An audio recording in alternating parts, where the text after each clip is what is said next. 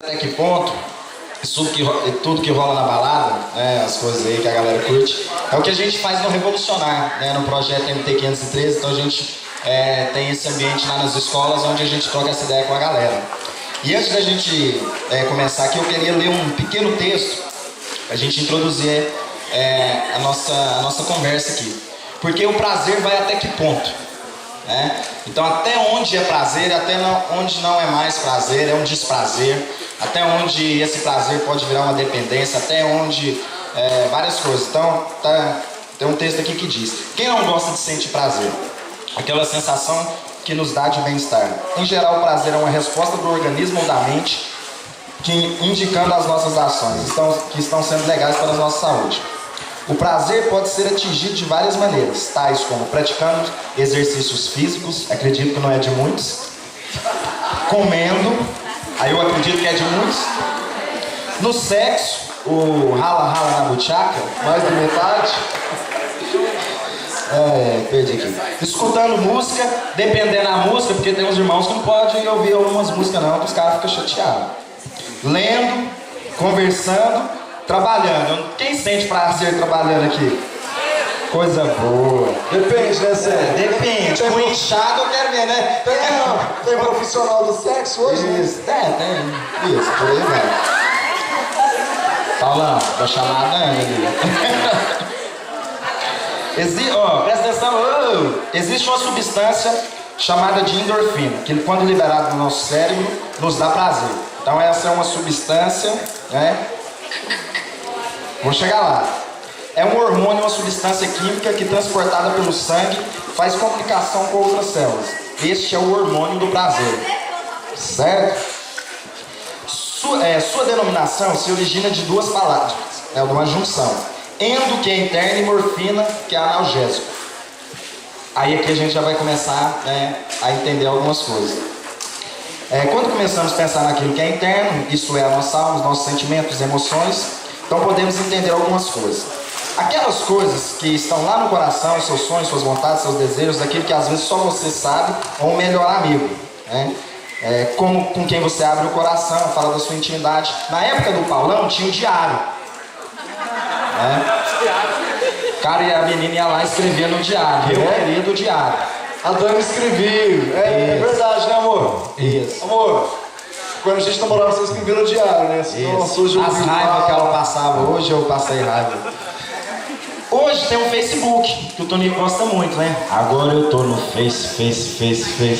A música dele.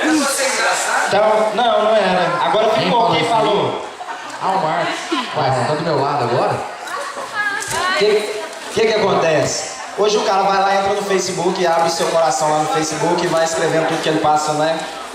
Lá no Facebook, pronto. O Twitter, e por aí vai, todas essas coisitas a mais. Instagram, obrigado. Muito bom. Instagram. Isso aí. Tá bom. Então quando a gente vai percebendo essas coisas, e aí vai falando essa palavra, que é no interior, e que tem essa questão do analgésico. E é interessante que quando o cara tá lá na adolescência, é jovem, que a gente vê aí que a maioria das pessoas que estão na balada ou querendo buscar alguma coisa para preencher um vazio, ela começa a buscar fora, sem entender primeiro dentro. E aí ela começa a buscar fora para preencher um vazio que há dentro. E aí ela começa a buscar nas coisas esse analgésico pro interno, que é a alma, onde estão lá os sentimentos, as emoções, onde que a gente vai vendo várias crises de pessoas e elas começam a buscar resposta nas coisas. E quando vai entrando nesse sentido, a gente quer sempre sentir a sensação do bem-estar, do prazer. Tudo que a gente quer é não viver o desprazer de qualquer uma coisa que possa proporcionar o desprazer, ou alguma coisa que possa nos chatear. Então a gente vai lá e começa a entrar numa questão, aí o cara vai pra balada, não pra curtir, mas ele vai para tentar preencher um vazio. Aí o cara começa até a relacionar com a menina ou com o menino, a menina com o menino, para preencher esse vazio. E na verdade não é para viver a relação, mas simplesmente para encher um vazio. O jovem, ele tem muitas vezes o desejo de ir conquistar o mundo, né? Eu vou montar uma banda e vou conquistar. Quando eu era mais jovem, adolescente, eu queria montar uma banda, certo? Eu queria montar uma banda e queria sair, curtir, conquistar o mundo, por exemplo, né? Queria ir fazer um tanto de coisa.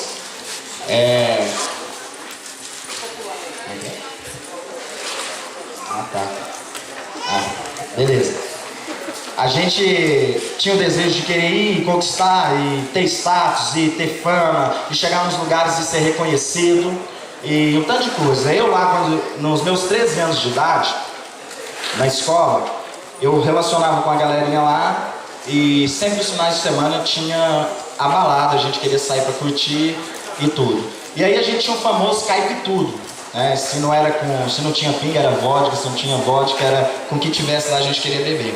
E num dia desses, a gente lá, chapadão, alguém apareceu com um cigarro de maconha, com baseado, sei lá como que você fala, e cigarrinho do diabo, tem uns que falam assim, né?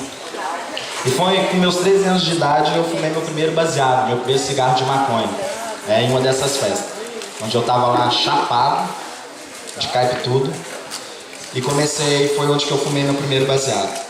A partir daí, sempre quando tinha uma festinha eu queria fumar um, porque se não tivesse um para fumar, não tinha onda.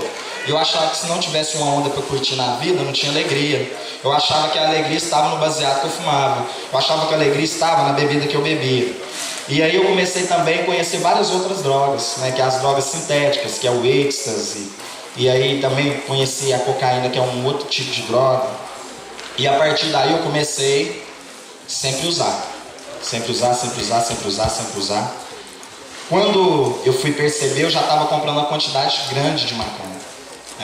E aí tinha alguns amigos que chegavam perto de mim, e os antigos amigos lá que não usavam, eu deixei, agora eu comecei a ficar com a galera que na verdade curta, porque aquele outro cara é careta demais, então vou andar com a galera aqui que curte a mesma onda que eu. E nessa época, eu comecei a comprar uma quantidade maior, então chegava um amigo e falava, cara, você não tem um para me arrumar não? Eu falei, não, tenho para te vender. Porque isso, aí eu comecei o quê? Também vender, ainda que pequenas quantidades, mas eu tava ali, vendia para um amigo, vendia para outro cara, vendia para o outro, e assim começou esse ciclo na minha vida. Isso começou a trazer o quê? Uma situação muito difícil dentro da minha casa.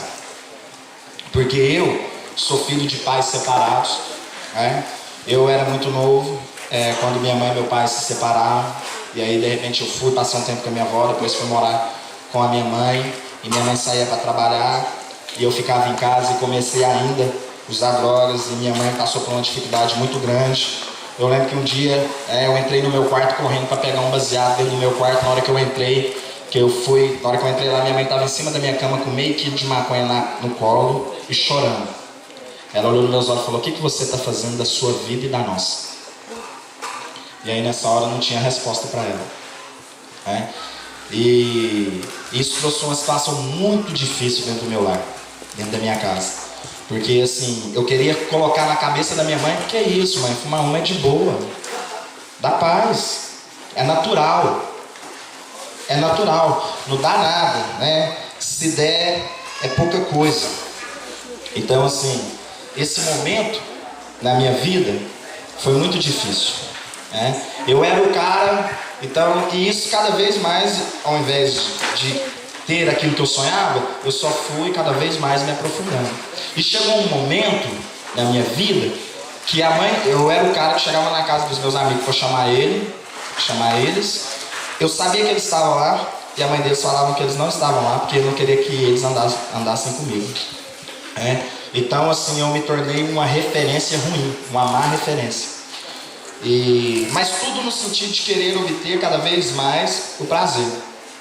E dentro disso eu fui me aprofundando, conhecendo várias outras coisas.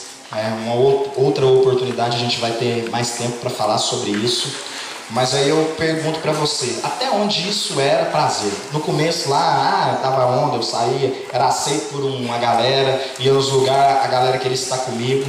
Era interessante que eu ia pra noite, enchia a cara, fumava, cheirava, tomava alguma bala, alguma outra coisa. Mas quando eu acordava pela manhã, e aí lá na minha casa tinha um espelho lá que eu chamava ele de infernal. Porque todo dia que eu acordava pela manhã e eu ia escovar meus dentes, tinha um espelho lá. E quando eu olhava nesse espelho, eu me deparava com um cara que eu estava sem a capa.